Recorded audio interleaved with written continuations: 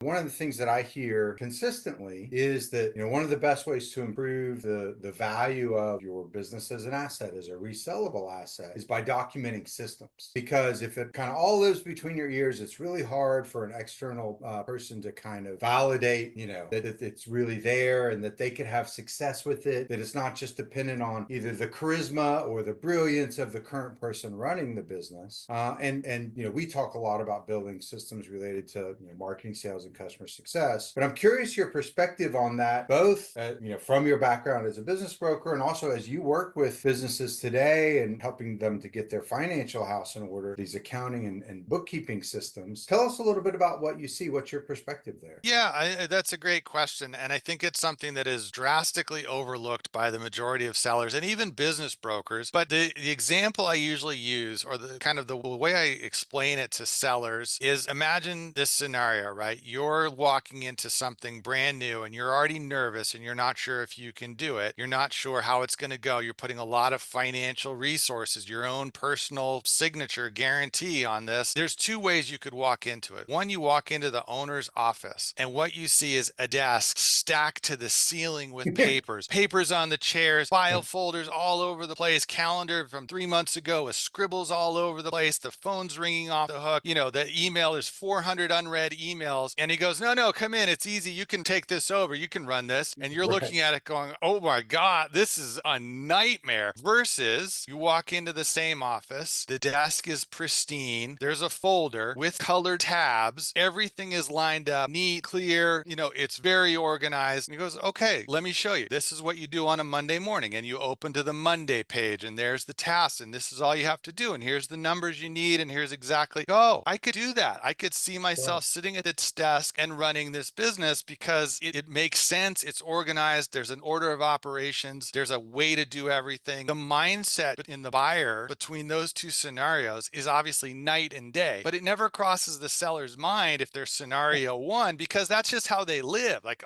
normally Right. stuff is on fire around here. That's just how we do it. Always every Monday, buy a new fire extinguisher because that's how the week's going to go. But to a buyer who's already nervous, already not sure, maybe they've been in insurance for 25 years, right? And now they're buying an HVAC business or something like it's completely foreign to them. And then they look around and go, how the heck, I don't even know. Like, this guy doesn't know what he's doing. How is he going to show me how to run this thing, how to take it over successfully? This looks like a nightmare. And even if everything else on paper, on the financials looks good, buyers can, you know what?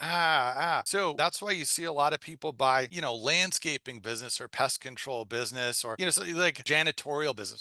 I can learn that in 2 weeks with no matter how messy the guy, like, okay, mop, bucket, check, right? We're good. But Right. anything with even a hint of complexity where you walk in and at the same time see that they clearly are disorganized, clearly don't have systems in place, processes, they couldn't tell you, everything lives in the owner's head. And, God forbid the day after you buy it, the owner gets hit by a bus. You're like, well, that's it, declare bankruptcy and move to another state. It's over. I won't be able to run this thing. So, it's a huge value add to the sale to have everything organized, to have systems, to have documentation, to have a clean, organized operation that a new buyer can see themselves fitting into. It makes a huge psychological difference. And it's hard to put on paper. It's hard to say the value of the business has gone up by X when you clean up your desk, but Right. it truly is there. Well, what's funny is as you're talking, it also occurs to me, and one of the things that we see is not only does it increase sort of the resale value, but also clears the way to grow.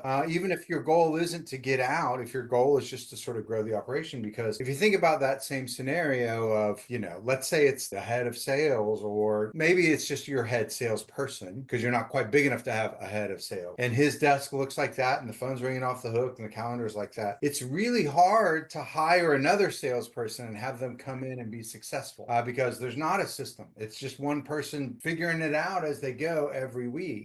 Versus if they can come in and be like, all right, here's how we find our new opportunities. Here's how we qualify them. Here's how we do our discovery to find out if we're going to be a good fit or which product they need. And there's a well-worn path. Then you don't have to find the most talented unicorn on earth to come into the job. You can actually find a good high performer that doesn't cost an arm and a leg, and they can come in and fit and work. And I imagine the same thing is true, from the finance side as you layer in operational folks as well.